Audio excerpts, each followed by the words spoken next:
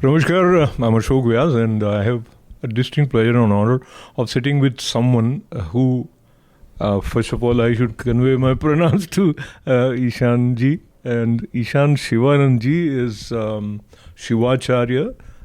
He's a professor of mental health and researcher. But beyond these words, there is something that he shares with love and joy.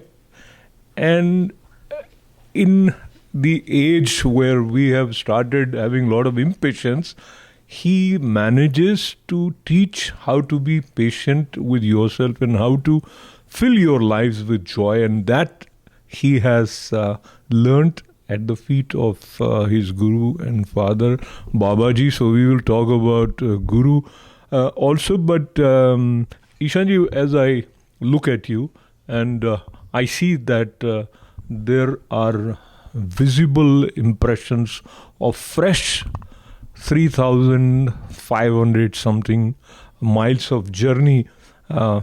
Basically, you have seen America freshly right now as you have reached here in New York. So let us go with you. How was the journey? Very nice. It reminded me of India so much because India is also like America. There are metropolitans, there are population pockets, and then there are lots of vast areas of nothing but rural population. India also has mountains and deserts and snow and a variety of geographical conditions. In fact, every single geographical condition that you can find on the planet. And the same is with North America as well. And even the people, I found that just like India, the people who are in metropolitan are more towards a very leisure and luxury lifestyle, whereas the people in the rural communities are more towards faith, family, and balance. And the similarities were amazing. So I think when people think about different countries, we generally tend to focus upon the differences, whereas if we start to focus upon the similarities, we will find that there is so much more that we have in common. So as a yogi not only looks at the similarities or finds where we resonate as one human family. This place, as we speak, while we observe 4th July, we talk about America's independence, and we many times look at word independence as synonymous with freedom. And politically speaking, that is the case. So this is also referred to as land of the free. But actually, as individuals, we find that we have a lot of things which are tying us, which are like bondage. And being a professor of mental health, who would know better about how people get into the dark phase and feel frustrated, etc. So talk to me about, are we really free? The phrase actually is land of the free, home of the brave. Correct. Freedom without the brave is unattainable. So yesterday when I was driving, we stopped at a Dunkin' Donut and I was fortunate enough to meet a World War II veteran. And the gentleman was 97 years old. He was stationed on the USS Texas and his ship was attacked 3 times. And he had such wonderful stories of survival, and his whole family was there and they were dressed in the paraphernalia of red, white and blue. They were so proud. His second generation had also served. So a country becomes what it becomes because of the brave that serve and uphold the values of the country. Upholding the values makes a brave person have purpose, and purpose brings mental health. If you take any being and you just give them luxury after luxury and you take away the purpose, then sickness will come. May that sickness be physical, may it be mental, may it be emotional. We are beings that are driven. And I think it is a right to have freedom, but we should also learn to respect and value freedom by giving ourselves the purpose to understand, acknowledge, and uphold that which has been given to us, lest it be taken to us if we become complacent. So yes, I do believe that land of the free, home of the brave, because it is the brave who make it free. Beautifully put. So, land of the free and home of the brave. But who is brave? That is the question we are not addressing right now. Because I want to address the question of purpose. Now, as those of you who are following him on Instagram must have heard as he was driving and he was sharing some of his innermost learnings and experience of his new car, and driving with Babaji to first Shimla and a couple of other places. And so let me request you to share the purpose as it is conveyed to you by Babaji. Many fathers fail to do that. And then let's not get why they fail, but let's talk about how one generation succeeds in first learning and conveying the purpose of life. So I would like to say three things that worked with me, because I'm also a father now and I use the same principles in my life. First of all is investment. If we don't invest time with our children, because I saw the North American lifestyle. The North American lifestyle is you work 9 to 5. So the child goes to school, after that he goes to daycare. After that you come back home, the child comes back home, you are tired, the child's tired, everybody gets into their own recreational activities, and then life goes on. The child grows up in a system, grows up with third parties. And then one fine day you come and you try to take possession of the child by saying that you must listen to me because I am your father. You just have a genetic right. It's a right given to you by nature, but have you earned the right to be called a father? Have you invested the time with your child? And it does take a lot of effort, because in North America, there is so much that we have to do. In India, we were spoiled. I remember the first time when you talk about cars. In India, there is a way things are done. When I was driving in North America, I did not even know how to put fuel in the car, because we don't do all these things in India. So I'm coming out and I'm looking at the 3 buttons. I don't know what it means. 80, 87, 91, 93. It's just Greek, Roman, Latin to me. And all these things you have to do yourself. अपने खुद के शीशे साफ कर रहे हैं, मैं अपने खुद के शीशे साफ कर रहा हूँ, मेरी बीवी मेरी फ़ोटो निकाल रही है, क्योंकि इंडिया में तो ये सब हमने कभी किया ही नहीं. और यहाँ पे सब कुछ आप खुद करते हो. और उसके बीच अगर मैं आपसे कहता हूँ कि अपने बच्चों पे आपको समय भी व्यतीत करना है, सुनने में कष्टदायक लग सकता है, लेकिन फिर हमें अपने आप से ये सवाल पूछना है कि हम चाहते क्या हैं. तो सबसे पहले तो हमें सोचना होगा कि हमें अपने बच्चों के साथ मैत्री बनानी है, उसके लिए समय व्यतीत करना होगा. Just like you spend money to buy something, in the same way you invest time to develop a bonding with the child. That's the first thing. The second thing is role model. Why I listened to my father was because I saw him being good at things that I aspire to be good at. So he was an excellent sportsman. He was a fantastic boxer. And when I would see him box, I valued that, because I saw him to have skills that I needed to learn. So I went to him to get those skills. And the third thing that I really, really liked about my father was he practiced what he preached. Honesty. So the first is investment, the second is be a role model, and the third is honesty. Many times I see fathers, they do one thing. They'll be having a smoke and telling your child not to smoke. Then the child starts to register that he lies. He says one thing and then he does another. A child acts out in school, comes back home, and the father says there's a way you have to behave, and then the same father abuses the mother in front of the child. So a dishonest person cannot expect for the child to respect, learn, and listen. So we have to bring that honesty, we have to be that role model, and of course investment. And once that is done, then the bond is made, then there is a friendship, then there is a camaraderie. And that's what I think I had with my father. I had camaraderie, and I think that's what everybody wants.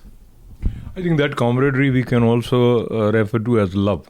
So when you have that sense of palpable love and there is free communication, I think that also helps. And looking at that, many times we feel that there are compartments between what we refer to as spiritual side of life and material side of life. In the case of Ishan ji, you don't see that wall. Talk to me about, because the kind of role that you have for yourself as professor of mental health is one, and researcher, but as Shivacharya, there's another role. So I've seen you energizing people with positive energy from stage and making them dance or feel good about themselves. So that kind of a role many times we have associated with certain type of sannyasis or so. Coming back, the difference between a sannyasi and a grihasthi as far as spiritual growth and spiritual teaching is concerned. हम बहुत साल गुलाम थे, 1000 साल, तो हमारे धर्म में रूढ़िवादिताएं आ गईं. अगर हम सनातन धर्म को पहचानते हैं तो हर सनातनी गृहस्थ था. भगवान कृष्ण को आप कभी सन्यासी के लिबास में तो देखोगे नहीं. वो क्षत्रिय थे, वो योद्धा थे और साथ ही साथ गृहस्थ थे. भगवान राम सप्तऋषि, अगर आप सप्तऋषियों को देखते हो, अगर आप अगस्त महामुनि को देखते हो, वो भी अपनी धर्म पत्नी माँ लोपामुद्रा के साथ हैं. तो मैं सनातनी हूँ. And I respect Sanatan values, and Sanatan values always teach us that be successful in life and at the same time go towards Sakshatkar, become one with Shiva. And anybody who follows Sanatan will respect these same values. Plus at the same time, I feel that I am morally obligated to talk out of my own experiences. जो शिवयोग परंपरा रही है, जो गुरु शिष्य परंपरा रही है, वो उसमें हम अपने अनुभव से सिखाते हैं. तो अगर मान लो मेरा खुद का बच्चा नहीं और मैंने खुद कभी एक बच्चे के साथ जो जीवन में ऊंच नीच अनुभव करनी पड़ती है कभी की ही नहीं, और फिर मैं आपको थ्योरेटिकल ज्ञान दे रहा हूँ कि ऐसा करो ऐसा करो ऐसा करो, तो बड़ी समस्याएं हो जाएंगी. धर्म में रूढ़िवादिता आती ही तब है जब हम प्रैक्टिकलिटी से दूर ले जाते हैं और हम थ्योरेटिक्स पे आ जाते हैं. एक शिव योगी आचार्य जब कभी भी बात कर रहा है वो अपने अनुभव से बात कर रहा है. वो अगर आपको कुछ बता रहा है क्योंकि वो उस तूफान से निकला है, उसने उन लहरों को पार किया है, वो उस रेगिस्तान में आपकी तरह कभी अपने घुटनों पर था और वो उस माया से निकल अपने शिव तक पहुंच सका, और इसलिए वो आपको बताएगा कि मैं आपको रास्ता दिखा सकता हूं. और एक व्यक्ति जो खुद कभी इस दलदल में कूदा ही नहीं, जिसको पहचान ही नहीं, वो बातें कर सकता है, कविता लिख सकता है, लेकिन मुझे नहीं पता कि उन कविताओं में कितना गंभीर तथ्य रहेगा. तो इसलिए जो सनातन धर्म रहा है, सनातन धर्म ने तो हमेशा कहा है कि अपने धर्म का पालन करो. क्योंकि आप खुद सोचिए, आप एक घर में पैदा होते हैं तो आपका एक ऋण है अपने माता पिता के प्रति, आपका एक ऋण है अपने देश के प्रति, आपका एक ऋण है अपने परिवार के प्रति. और जिन माता पिता ने आपको पाला पोसा, मेहनत की, जिस देश ने पाला पोसा, जिस सिस्टम ने पाला पोसा, फिर उसके बाद आप किसी प्रथा में चले गए, उसने कहा संन्यास दे दो और आपने सब कुछ छोड़ दिया, तो आप तो ऋणी रहे, जीवन भर आप ऋणी रहे. कि आपने माता पिता की भी बुढ़ापे का नहीं सोचा, अगर आपने पत्नी और बच्चे रखे आपने उनका भी नहीं सोचा. फिर आपकी पत्नी सड़क पे आए, क्या करे वो, भीख मांगे, आपके बच्चे क्या करें, अश्वत्थामा हो जाएं. और अगर हम ऋण नहीं चुकाते तो मुक्ति कैसी? क्योंकि महादेव भी आपको बोलेंगे जी आपका रण तो अभी रह गया, आपको इतना सब कुछ मिला, आपको सनातन से इतना सब कुछ मिला और आप सब कुछ छोड़ छाड़ के जंगल में चले गए। तो रण मुक्ति एक शिवयोगी के लिए सर्वोपरि है। और इसलिए जब हम इस प्रकार से एक गृहस्थ होकर के, गृहस्थ सन्यासी बन करके अपना जीवन जीते, तो हम रण मुक्ति भी कर रहे हैं और हम साक्षात्कार की ओर भी बढ़ रहे हैं। शिव और शक्ति, भोग और मोक्ष, और यही सनातन का रास्ता है। और मैं तो सनातनी हूँ जी, बाकी चीज़ों का मुझे नहीं पता। तो आपके सनातनी होने पर कोई प्रश्न चिन्ह नहीं लगा सकता है। और लेकिन मैं इसे इसको थोड़ा सा 100% सहमत न आपसे होते हुए, पर काफ़ी प्रतिशत सहमत सैद्धांतिक रूप से, पर यह मानते हुए कि हर एक मनुष्य के लिए ऋण चुकाने का जो पथ है वो कुछ तो पूर्व जन्म से भी निर्धारित होता होगा और भी कुछ रहस्यमय बातें होंगी। तो किस तरह किसको मुक्ति तक पहुंचने की प्रेरणा या वो जो भी प्रारब्ध प्रयास तो करना चाहिए। प्रयास अगर हम नहीं करेंगे, then an object at rest tend to remain at rest until an opposing force is applied upon it। अगर हम सीधा ही बैठ जाएंगे कि सब महादेव के हाथ में है और हम करेंगे ही नहीं, हम तो ये सोच ही नहीं रहे कि महादेव अगर काम भी करता है तो शक्ति बन हमारी बाजुओं से काम कराता है। लेकिन आपको नहीं लगता कि हमारा काम, क्रोध, लोभ, मोह और अहंकार हमें कहता है कि जी बैठ जाओ, और जहाँ कहीं ग्लानि की बात हुई, जहाँ कहीं अपने कंफर्ट जोन से बाहर आने की बात हुई, तब तो हम कहें महादेव देखेगा, और जहाँ कहीं भोग की बात हुई वहाँ हम खुद देखेंगे, है ना। तो ये तो फिर हमारा एक गणित ही थोड़ा विचित्र हो जाएगा।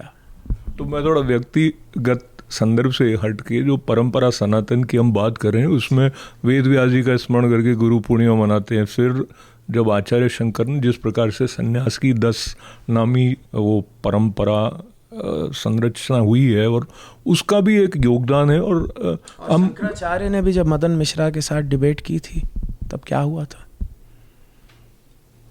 तब उन्हें भी परकाया प्रवेश कर एक राजा बन अपना जीवन जीना पड़ा था, क्योंकि जब उनसे पूछा गया तो उन्होंने कहा ये ज्ञान तो मुझे है नहीं, ये ज्ञान तो एक गृहस्थ को ही हो सकता है। तो फिर उन्होंने योग की सिद्धियां प्राप्त कर परकाया प्रवेश की। तो इसलिए मैं बता रहा हूँ जी कि इट इज रोचक प्रश्न आ गया, मैं माफ़ी चाहता हूँ, आपको इंटरप्ट करिए, क्योंकि मुझे अचानक ये उत्तर प्रदेश के मुख्यमंत्री याद आ गए। तो वो सन्यासी भी हैं और वो राजनीति में भी हैं, बहुत अच्छा काम कर रहे हैं जी। पर अभी हम बात कर रहे थे गृहस्थ सन्यासी की। हाँ जी जी। तो मैंने इसलिए सोचा क्योंकि हम में से बहुत सारे जो अनुयायी हैं सनातन धर्म के, उनकी संन्यास परंपरा के प्रति भी श्रद्धा है और उसका अपना महत्व भी है। तो मैं नहीं चाहता कि हम दोनों की बात से कोई इस तरह का अर्थ ले कि हम इसको या उसको सही ठहराने के तरफ बढ़ रहे हैं, बल्कि गृहस्थ होते हुए आप कैसे आध्यात्मिक उन्नति करें, उस दृष्टि से बात निकल रही है, दूसरी तरफ नहीं चली है। इसलिए मैंने वापस बॉल इधर घुमा दी है। बॉल को लेते हुए मुझे ऐसा लगता है कि आप जो एक सहजता है, जो एक विनोद प्रियता है, उसको अपने साथ रखते हुए समरसता से सबको साथ लेकर चलते हैं। और आप भारत में जब थे और जब अमेरिका में आपका अधिक समय बीतता है, तो उस दृष्टि से जो लोगों के साथ आत्मीयता का एक समीकरण बनता है, उसमें कुछ अंतर लगता है क्या? एक और चीज़ में हम थोड़ा रिवर्स करेंगे। मैंने रण की बात की थी, रिस्पॉन्सिबिलिटी। अभी अगर हम योगी जी के बारे में बात कर रहे हैं, वो अपना ऋण चुका रहे हैं सन्यासी होकर भी। वो अपने ऋण से भागे नहीं, वो देश की सेवा कर रहे हैं, वो उत्तर प्रदेश की सेवा कर रहे हैं। हाँ जी ना जी, हाँ जी, हाँ जी। तो वो सन्यासी हैं, वो जंगल में नहीं है, वो ऋण चुका रहे हैं। और बात यही हुई थी कि हमें अपने ऋण की मुक्ति करनी है, और जो सही मायने में ऋण की मुक्ति करे अपने परिवार, प्रियजन, देश के प्रति, अपने सनातन के प्रति, वो सन्यासी। वही बात मैं कह रहा था। और अगर वो बात है तो फिर तो सबकी सहमति होगी। इसमें मुझे फिर स्वामी विवेकानंद भी याद आए, और हम अच्छे अच्छे जो आदर्श हैं हमारे, उनको याद रखते हुए जब आगे बढ़ रहे हैं, तो बढ़ते बढ़ते इस समय की मांग में योग के महत्व को हम फिर से पहचानने लगे हैं। इंटरनेशनल डे ऑफ योगा भी मनाते हैं, और हम ज़्यादातर मानते हैं कि हम तो मॉर्टल हैं भाई, चले जाएंगे लेकिन आप जो योग सिखाते हैं या जिसकी बात करते हैं, योग ऑफ इमॉर्टल्स है, ये कैसे नामकरण हुआ और क्या उसका मुख्य ऐसा है जो सार आप हमें बता सकते हैं? देखिए, सही मायने में तो अगर देखा जाए तो इकलौती चीज़ जो मॉर्टल है वो है हमारा व्यसन। बाकी तो सब अजर है, अमर है। जो आज चीज़ हमें सुख देती है वही कल हमें दुख देगी। जो आज चीज़ से हम प्रेम करते हैं कल उसी से फिर क्रोध हो जाता है। तो हमारे व्यसन मॉर्टल हैं, लेकिन हमारी दिव्यता अजर और अमर है। हमारे भीतर जो एक प्यास है शिवत्व को प्राप्त करने की, एक पर्पस ढूंढने की, वो इमॉर्टल है। तो जो चीज़ हमारे भीतर इमॉर्टल है उसकी खोज, वही योगा ऑफ इमॉर्टल। जो हमारे शिव हैं उससे जुड़ना, वही योगा ऑफ इमॉर्टल। क्योंकि जो शिव है, जो परात्पर है, जो अनंत है, जो निर्गुण है, जो निराकार है, वही तो अमर है। और अगर हम उससे नहीं जुड़ेंगे तो फिर हम किस चीज़ से जुड़ेंगे? हम उन चीज़ों से जुड़ेंगे जो सड़ जाती हैं। हमारा शरीर सड़ जाता है। और अगर इन चीज़ों से जुड़ेंगे तो फिर क्या होगा? हमारा मन भी धीरे धीरे सड़ना शुरू हो जाएगा। और यही होता है। आप देखें, जैसे जैसे उम्र बढ़ती है, आयु बढ़ती है, तो लोग थोड़े और कठोर हो जाते हैं, थोड़े और दुखी हो जाते हैं। क्यों? क्योंकि वो एवरग्रीन जिंदगी में हुए ही नहीं। वो कभी उस अनंत और परात्पर से जुड़े नहीं। क्योंकि शिव योग और योगा ऑफ इमॉर्टल में कोई भेद नहीं है, बस भाषा का भेद है। क्योंकि शिव योग का मतलब अनंत से जुड़ना, और योगा ऑफ इमॉर्टल का मतलब अंग्रेजी में उस अनंत से जुड़ना। और वो अगर हम जुड़ते हैं तभी हमारे जीवन में एक सुख होगा, एक शांति होगा। वरना तो फिर हम चंचल ही रह जाएंगे, एक ठहराव नहीं आएगा। जी, ये ठहराव की दृष्टि से, हालांकि गति में थे जब आप बात बता रहे थे, तो 3 बातों की तरफ आपने मुख्य रूप से उल्लेख किया था। उसमें योगा ऑफ इमॉर्टल्स के अलावा आपने कहा कि डाइट पर ध्यान रखना चाहिए। बहुत किस तरह का भोजन कर रहे हैं वो मन के साधने में सहायक होता है। तो क्या सजेस्ट आप कर सकते हैं, व्हाट काइंड ऑफ फूड? और स्पेशली हमें ज़्यादातर अमेरिका आती, ज़्यादातर हमारा बर्गर हुआ, ये पिज़्ज़ा हुआ, ये सब चीज़ों की तो बहुत अधिक ध्यान जाने लग जाता है। तो प्लीज़ बताएं कि कौन सा खाना जो है वो हमारे स्वास्थ्य की दृष्टि से और मन की दृष्टि से अच्छा है। यहाँ पे जी समस्या मैं खाने की नहीं बोलूँगा, यहाँ पे मैं समस्या बोलूँगा कंफर्ट की।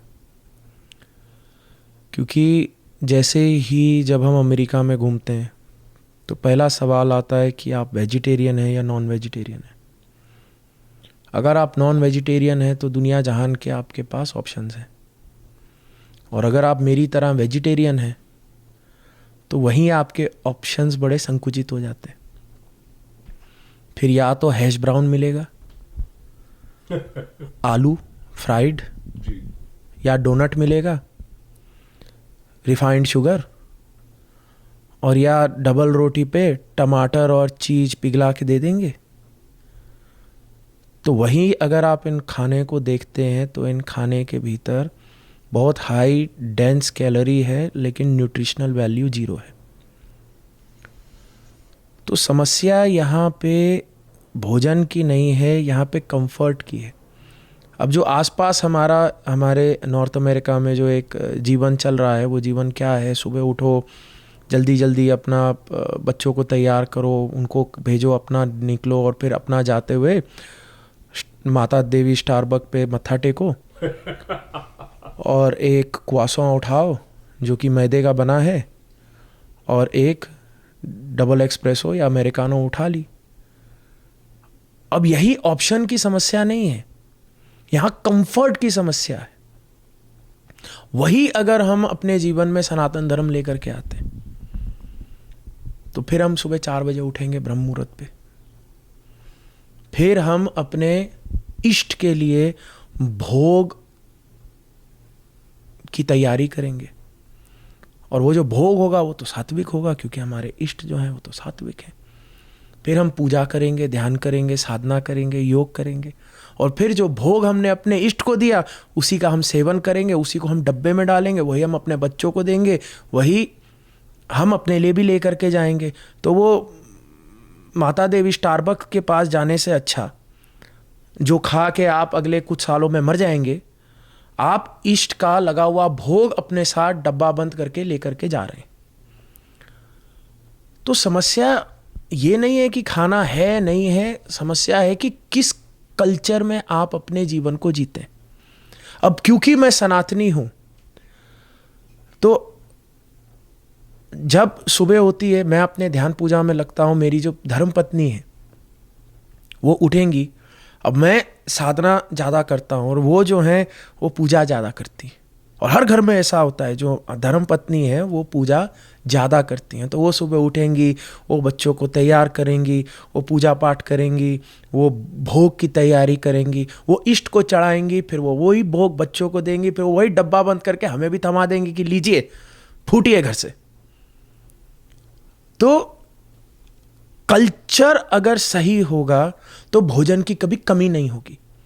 अभी जब ये 5,000 किलोमीटर की मैंने यात्रा तय की तो मेरा कल्चर भंग हो गया, क्योंकि मेरी पत्नी मेरे साथ थी नहीं, है ना। अब मैं सुबह साधना में उठूं, फिर मैं देखूं कि भैया वो आएंगी, वो तो वहां आई नहीं, और हम तो रह गए। फिर हम वही माता देवी स्टारबक्स के पास जा रहे हैं मत्था टेकने, और वो क्या खिलाई हमको, 4 दिन हम क्वासों खाए या डंकिन डोनट खाए, और तो कुछ गया ही नहीं अंदर। तो फिर मेरे को भी लगा कि अच्छा ठीक है, अब हमें थोड़ा सा योगी जी जैसा सनातन करना पड़ेगा, छड़े वाला। तो हम भी फिर सुबह उठे, अपना दही केला सब लेकर के आए, फिर वही अपने महादेव को भोग पे चढ़ाया, अपनी साधना की, और दही केला अच्छे बढ़िया से खा के काम पे लगे। तो यहाँ पे we have to understand it all comes back to what is the culture that we are following.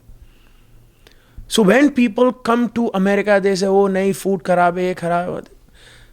आप अमेरिका आओ, कोई चिंता नहीं, पर अपना कल्चर छोड़ के मत आओ, अपना कल्चर लेकर के आओ। और अमेरिका में भी अगर आप देखो, अभी 4th of July आ रहा है, everybody talks about American values. What are those American values? American values are when all these cultures, the hardworking cultures came from India, from Ireland, from Italy, they all bought their values. They were close-knit communities. They were all had faith in their life. And they all had this culture of divinity, of community, of service, of hard work. And हाँ ठीक है, बाद में वो assimilate हो गए, भाषा चली गई, कुछ और चीजें चली गई, पर जो core values थी वो रह गई। That is what makes America great, and that is what makes any family great. So that is what I say to even the Indian immigrants that I meet. Culture लेकर के आओ, और फिर खाने की या किसी भी चीज़ की समस्या आपको कभी होगी ही नहीं।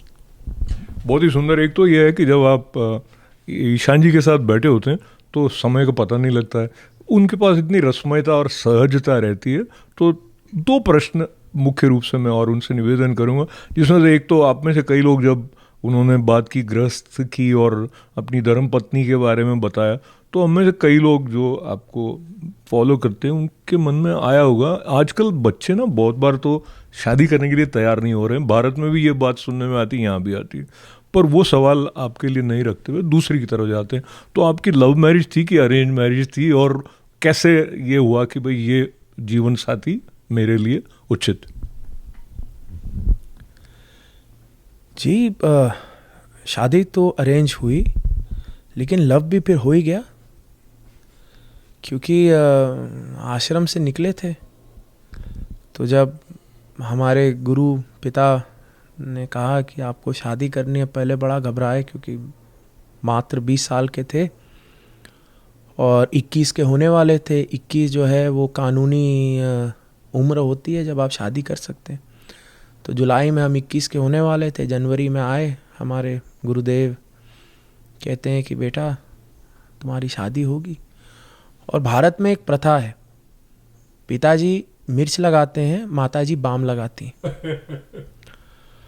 तो जब गुरुदेव ने कहा तुम्हारी शादी होगी, हम सकपका गए पीछे से, माँ बेटा तेरे पिता जबान दे आए हैं, बहुत बड़े गुरु हैं, अब उनकी मूंछ का सवाल है, अब तो शादी करनी पड़ेगी। और उसी समय हम मूर्छित हो गए।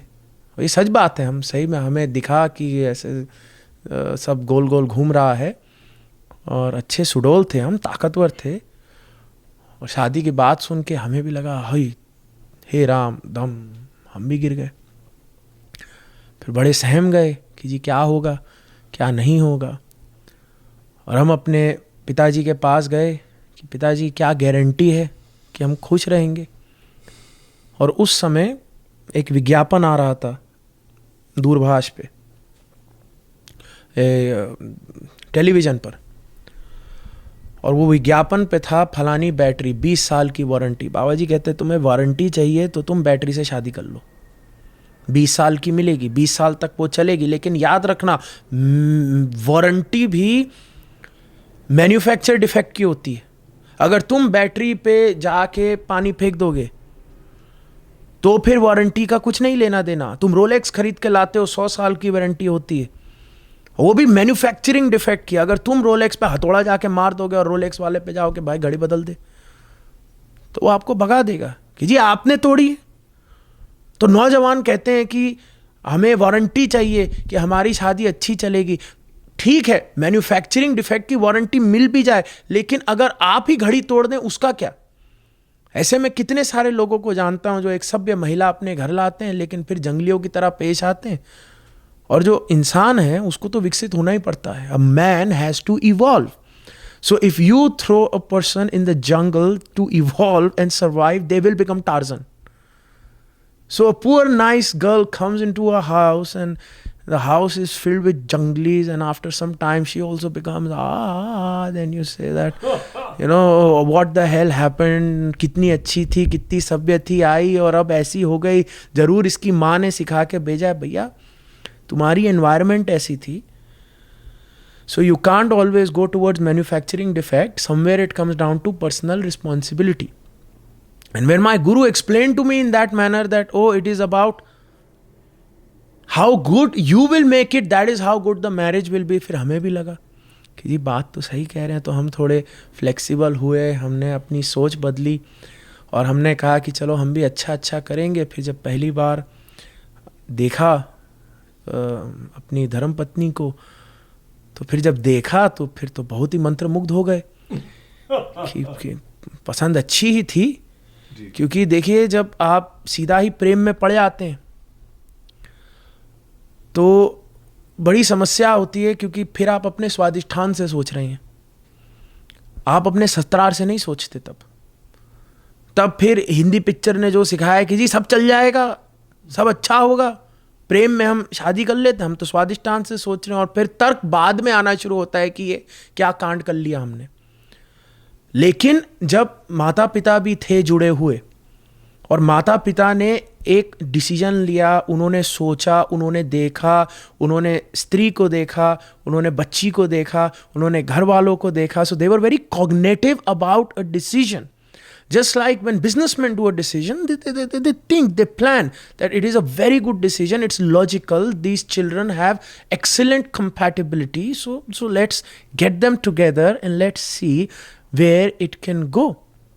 So there was emotion also involved, but there was logic also involved. And I think that logic aspect is very, very important. And that's why in India, the marriages were always, it was a whole community affair. And अभी आप देख लीजिए 13 साल हो गए मेरी शादी को, बड़ी अच्छी चल रही है. और जहाँ आप एक फैमिली कंपोनेंट शादी से हटा देते हैं, एक कल्चर शादी से हटा देते हैं, एक धर्म और सनातन शादी से हटा देते हैं, और आप कहते हैं कि बस हम तो बस स्वादिष्ठान से सोच के शादी करेंगे, फिर आप देख लीजिए ऑल मैरिजेस में से 50% लीड टू डिवोर्स. फिर बड़ी समस्या होती है. So what works, we have to study that also. So what works in what cultures it works, we have to study that also. And if we can replicate forms of that can suit our current scientific sensibilities, then that is the recipe of success. But if we say that नहीं, हम तो parents को involve ही नहीं करेंगे, हम तो कुछ नहीं करने वाले, है ना, ये तो हम ही करेंगे, तो फिर मतलब if it's a successful model, why not utilize it. तो देखो जी, मेरा तो ज़्यादा दिमाग लगा नहीं था शादी में, हमारे गुरु का बहुत ज़्यादा दिमाग लगा था, और मैं रोज़ रोज़ उनका धन्यवाद करता हूँ. When every day I wake up, I am with somebody who takes care of me, and she has given me 2 beautiful children and she takes care of them. And और बड़ा अच्छा लगता है जब मेरे बच्चे किसी के सामने आते हैं और उनको बड़े सारे स्तोत्र और स्तुतियाँ कंठस्थ होती हैं, और फिर सब मुस्कुराते और कहते हैं ये तो बाबा जी का पोता है इसलिए इसको कंठस्थ है. लेकिन अगर सच बोला जाए, बाबा जी और मेरा ज़्यादा हाथ नहीं है, ज़्यादा हाथ तो मेरी धर्मपत्नी का है, क्योंकि जितना कल्चर बच्चों में आया वो उसी से तो आया है. और अभी जब हम कहते हैं कि बच्चों में मेंटल हेल्थ की कमी है, क्यों? क्योंकि कोई बच्चों को दिशा नहीं दे रहा. और मैं बहुत खुश हूँ कि जिस एक कल्चर में मैं हूँ, वहाँ पे the children have that option of stability, and I'm very happy the systems that I was raised in, that I have a happy married life.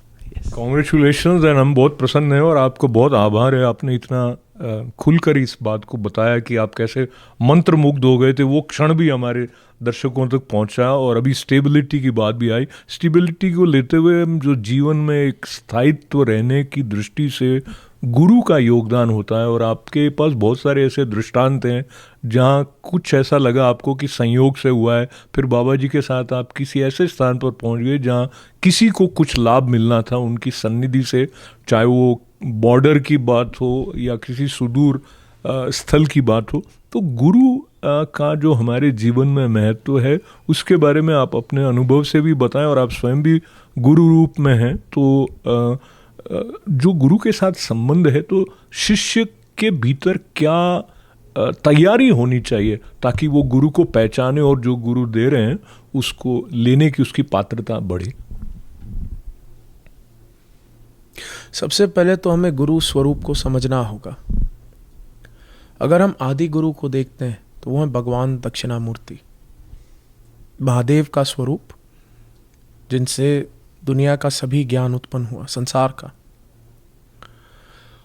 और भगवान दक्षिणामूर्ति ज्ञान दे रहे हैं, उनके सामने सप्तऋषि सर झुकाए खड़े हैं, और भगवान दक्षिणामूर्ति वीर मुद्रा में बैठे हैं. तो जिस मुद्रा में अभी मैं बैठा हूँ वो वीर मुद्रा है, एक पैर इस प्रकार से और एक पैर नीचे, और उन पैर के नीचे भगवान दक्षिणामूर्ति के अपस्मार है.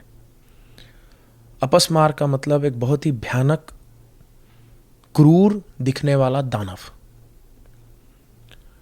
अब वो जो अपस्मार है वो अमर है, उसकी मृत्यु नहीं हो सकती, और वो दर्शाता है हमारे भीतर के व्यसन को, संस्कारों को, वासनाओं को. दक्षिणामूर्ति उस असुर को संभाले बैठे, रोके बैठे. ज्ञान उस असुर को रोकता है. अब आप देखो, जब मैं भी डंकिन डोनट जाता हूं तो मेरा भी मन करता है कि 6 की जगह 12 डोनट खरीद लूं, क्योंकि मेरा जो व्यसन है, मेरी जो जिव्या है, वो तो मुझे बोलेगी कि भैया सुपर साइज करो, और ये तो अमेरिका है, यहां तो पॉपकॉर्न वाले में भी कहते हैं 50 सेंट में क्या आप सुपर साइज करेंगे, कोल्ड ड्रिंक वाले भी कहते हैं क्या आप सुपर साइज करेंगे. तो हर जगह जो प्रलोभन है वो तो मुझे यही कहेंगे कि 6 की जगह 12 खा लो, 12 की जगह 22 खा लो, 24 खा लो. तो अगर मेरे भीतर ज्ञान नहीं होता, क्योंकि वही ज्ञान फिर मेरे हाथ को रोकता है कि रुक जाओ, ये चीज सही नहीं है, वही ज्ञान दक्षिणामूर्ति है जो अपस्मार के ऊपर बैठा है. और जहां ये ज्ञान को आप सोसाइटी से हटा दोगे तो अपस्मार तांडव करेगा और महाप्रलय होगी. It is that knowledge that keeps us civil. Knowledge that keeps us civil. And you take away that knowledge, you take away those boundaries, and you look at people, the way they behave. It is a very barbaric manner. If you look at the olden times, if you look at the Greek culture, if you look at Roman culture, there were always the boundaries of civilization, and outside the civilizations were barbarians. And what makes a civilization civilized is the transfer of knowledge. The knowledge that explains to us, guides us, teaches us, controls us, helps us overpower the apasmar. And that is why we need a guru in our life. A guru जो हमें सिखाए कि किस तरीके से उस अपस्मार को हम नीचे रखें. तो इसलिए जब हम भगवान दक्षिणामूर्ति से प्रार्थना करते हैं, महादेव से प्रार्थना करते हैं, हम कहते हैं मह्यम मेधाम प्रज्ञाम प्रयच्छ. मतलब हे भगवान, मेरे भीतर ज्ञान को जागृत करो, मेरे भीतर awaken the knowledge and awareness. Because if I do not have the knowledge and awareness, then I will be like a boat without a rudder, a car without a steering wheel. I will just go anywhere. And if I go anywhere, if I don't stand for something, I will fall for everything. Today, if you look at the world, they are sick under the chaos of the apasmar. They don't know what to do. And if you look at anybody's Google search, it is just frantic search for answers. Frantic search for knowledge. What should I do with my life? What should I do with my profession? What should I do? I don't know. I don't have any guidance. What should I do with my food? What should I do in my religion? I don't feel that I belong in the chaos that I see. I can't find my faith. I've become purposeless. And then there are the mental health issues, the chaos. Why? Because अपस्मार ने इतना तांडव कर दिया, और उसी अपस्मार के तांडव को हम कहते हैं कि अब हमें मेंटल हेल्थ इश्यूज आ गए. अब हमें बाइपोलर आ गया, डिप्रेशन आ गया, एंजाइटी आ गई, इंसोम्निया आ गया, कि हम तो चैन से सोना चाहते हैं लेकिन अपस्मार हमें सोने नहीं देता. वही चिंताएं बार बार तांडव करती हैं. और क्यों तांडव कर रही हैं? क्योंकि तुम्हारे जीवन में वो दक्षिणामूर्ति है ही नहीं, वो गुरु और शिव है ही नहीं जो उस अपस्मार को अपने पैर के नीचे दबा सके. आपको क्या लगता है कि जो व्यक्ति धार्मिक है उसको चिंता नहीं होती? उसको होती है, लेकिन भीतर का महादेव कहता है शिव अनंत, शिव कृपा अनंत. समस्या नहीं है. मैं एक वेटरन के साथ काम कर रहा था, और उस वेटरन को कभी कभार PTSD के एपिसोड्स आते थे, post traumatic stress disorder. Because जब वो पोस्ट 9/11 डिप्लॉय हुआ था, तो जो उसने देखा वो उसके अंदर रह गया, और उसको बड़ी समस्या थी, क्योंकि उसको नाइट ट्रेमर्स आ रहे हैं, उसको नींद नहीं आ रही, उसको पसीने आ रहे हैं, उसको चिंताएं हो रही हैं कि भैया ये क्या है, ये मेरे साथ क्यों हो रहा है, why am I experiencing all this. And he did everything that he was supposed to. उसने अपने धर्म का पालन किया, वो डिप्लॉय हुआ और उसने मेहनत की. लेकिन जब वो वापस आया तो इतने सारे भार को, अपस्मार के तांडव को लेकर के आया. और फिर उसने मुझसे योग सीखा, उसने साधना सीखी. और एक दिन वो मुझसे बात कर रहा था और उसने कहा कि देख ईशान, ऐसा नहीं है कि अपस्मार का तांडव अब नहीं होता, अभी भी वो भाव ऊपर आते हैं, लेकिन अब 2 चीजों में बदलाव है. पहला, अब जब वो तांडव मेरे भीतर उत्पन्न होने वाला होता है तो मेरे पास अवेयरनेस है.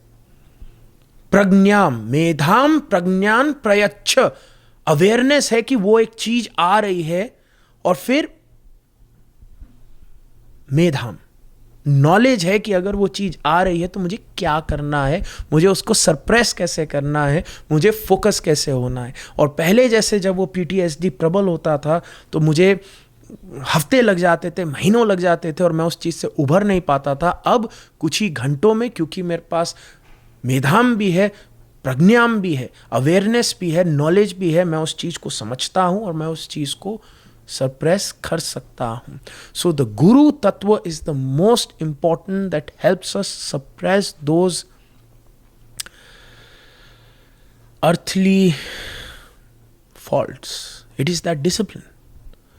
And we need that discipline. अगर आप बुशिडो पढ़ते हैं, वॉरियर्स कोड पढ़ते हैं, वो भी यही बात करता है कि देखो, you need those principles, you need those values, you need that guru tattva in your life. And even a warrior feels fear. Even a warrior feels anxiety. But he has Dakshina Murti to sit in Veerasana and put that apasmara down and do what's supposed to be done. तो अगर आप मुझसे पूछते हैं गुरु का क्या महत्व है, मैं आपको यही बोलूंगा कि गुरु is the psychological medicine. Just like we have physical medicines, we need physical nutrition. And if we don't have that, then we will be malnourished. And malnourished होने से फिर बड़ी बीमारियां हैं. फिर आपको बेरी है, आपको स्कर्वी है, आपको malnutrition है, आपको थायराइड गॉइटर हो सकता है, बहुत कुछ हो सकता है. उसी तरीके से अगर साइकोलॉजिकल मेडिसिन नहीं है, गुरु नहीं है, तो फिर मेंटल हेल्थ डिसऑर्डर्स है. और जहाँ पे फिर हम वो विटामिन सी लेते हैं ताकि मेल न्यूट्रिशन की समस्या ना हो, हम अपने जीवन में गुरु लेकर के आते हैं ताकि मानसिक असंतुलन ना हो, ताकि हमें एक स्थिरता मिल सके, हमें एक शक्ति मिल सके. और वही भगवान दक्षिणामूर्ति महादेव से हमें सप्तऋषि मिले, वहीं से हमें शिवयोग परंपरा मिली, और उसी से हमें मेरे गुरु मिले अवधूत शिवानंद, और उसी परंपरा पे मैं चलता हूँ. बहुत सारा धन्यवाद आपका करने के साथ साथ पहले तो आपके साथ आपके गुरुजी, जिनकी कृपा से बहुत सारे शिव योगी और जो श्रद्धा से उनको श्रवण करते हैं उनको दिशा मिलती है. आपका धन्यवाद इसलिए भी कि आपने इतनी उदारता से, और जब कोई बात पचकर आती है, जब ज्ञान इस तरह से प्रकट होता है जैसा कि ईशान जी के मुख से होता है, तो वो रिलेटेबल हो जाता है. So it empowers us. And I think ये वाला भी जो अपस्मार को दबाने वाला जो उदाहरण आपने दिया है, ये भी एम्पावर करने वाला है, क्योंकि हमें से कई लोग किन बातों को कैसे देखते हैं और कहाँ वो क्लिक हो जाती है. वो क्लिक होने वाली जो अगर हम कहें शक्ति है, वो आपके अंदर आपके गुरु जी की कृपा से जो आई है, वो हमारे कुछ दर्शकों तक भी निश्चित रूप से इस संवाद के माध्यम से भी पहुंची है. मैं आपका जितना भी धन्यवाद करूँ कम है, इसलिए मैं कोशिश नहीं करूँगा. लेकिन मैं ये आपसे निवेदन करूँगा चलते चलते कि कोई ऐसा मंत्र होगा जो आप अकेले में होंगे तो आप अपने आनंद को कई गुना अनुभव करने के लिए अगर ऐसे सहज रूप से उच्चारित करते होंगे, या कोई ऐसा मंत्र जिसके साथ हम समापन की तरफ अपने महादेव, यही मेरा मंत्र है, यही मेरी शुरुआत है, यही मेरा अंत है, यही मेरा तकिया कलाम है, यही मेरा प्रसन्न चिन्ह है, यही मेरी खुशी है, यही मेरा दुख है, यही मेरा क्रोध है, और यही मेरी शांति है. तो जब कभी भी हमें बहुत खुशी होती है, हम चिल्ला के बोलते हैं महादेव. जब दुख होता है हम सर पीटते हैं महादेव. क्या करते? महादेव ही वो मंत्र है जिस मंत्र को पकड़ हर शिव योगी साक्षात्कार तक पहुंचता है. तो मैं तो यही बोलूँगा कि आप जुड़ें, और साथ ही साथ एक बात को समझें. अगर मैं बंदर को सर्जरी करना सिखा दूं, तो वो बंदर बस मैकेनिकली स्टेप्स फॉलो कर सकता है, वो कभी समझ नहीं पाएगा कि वो कर क्या रहा है ना. वो बस he is just copying the steps. जब हम महादेव का नाम ले रहे हैं तो हमें मंत्रों के पीछे नहीं भागना चाहिए, क्योंकि फिर हम बंदर समान हैं. We are just copying the steps. We are not a doctor. In the same manner आपके सभी दर्शकों से मेरी प्रार्थना है कि मंत्रों के पीछे मत भागिए. गुरु लाइए अपने जीवन में, भगवान दक्षिणामूर्ति की कृपा को लाइए, महादेव को समझिए, जानिए. और फिर जब मैं महादेव का नाम ले रहा हूँ, मैं कोई मंत्र का उच्चारण नहीं कर रहा वाम मार्गी की तरह की हुम फट स्वाहा. फिर भीतर से एक आवाज आ रही है जैसे एक बच्चा अपने पिता को पुकारता है. एक प्रेम है. एक गुरु आपको अपने इष्ट के बहुत करीब ले आएगा. एक गुरु आपको अपने इष्ट से जोड़ेगा, प्रेम करना सिखाएगा.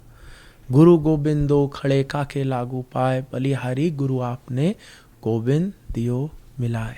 तो इसलिए मंत्रों के पीछे मत भागना, गुरु के पीछे भागना, और फिर सब कुछ मिल जाएगा। Bless you. जी, मुझे लगा ये हंसी भी हमारे साथ रहे, इतनी निर्मलता लेकर जो आई है, और उसके साथ में ये भी बात जो सनातन परंपरा में है कि एकम सद्विप्रा बहुधा वदंती, तो सत्य तक पहुंचने के अनंत मार्ग हो सकते हैं, ऐसा स्वामी विवेकानंद कहते हैं। पर कोई भी एक मार्ग पर चलने वाले सत्य के पथिक को देखे बिना हम कभी भी अनंत की प्राप्ति कर नहीं सकते। इसलिए गुरु को जीवन में लाने की बात जो ईशान जी के द्वारा हमें सुनने को मिली है पुनः, उसके लिए भी उनका आभार है। और मुझे लेकिन वो मंत्र आपकी उपस्थिति में स्मरण करने का मन हो रहा है जिसका उल्लेख आपने किया था, ओम दक्षिणामूर्तये मह्यम मेधाम प्रज्ञाम प्रयच्छ स्वाहा। ठीक है क्या? हाँ जी, बहुत बढ़िया है, आप तो बहुत ज्ञानी हैं। वाह, मजा आ गया जी। तो उद्देश्य ज्ञान का प्रकट करना नहीं था, बल्कि उस बात को अपने भीतर रेखांकित करना था। तो पुनः सब आयोजकों का, जिनके सहायता से ईशान जी के साथ बैठने का अवसर हुआ, तो आशीष रागिनी जी का नाम विशेष रूप से उल्लेख करते हुए बाबा जी को पुनः श्रद्धा के साथ स्मरण, बहुत सारी मंगल कामनाओं के साथ हमारे साथ बातचीत के लिए आपने समय निकाला, उसके लिए आभार। आप सभी को शुभकामनाएं। अशोक व्यास को अनुमति दें।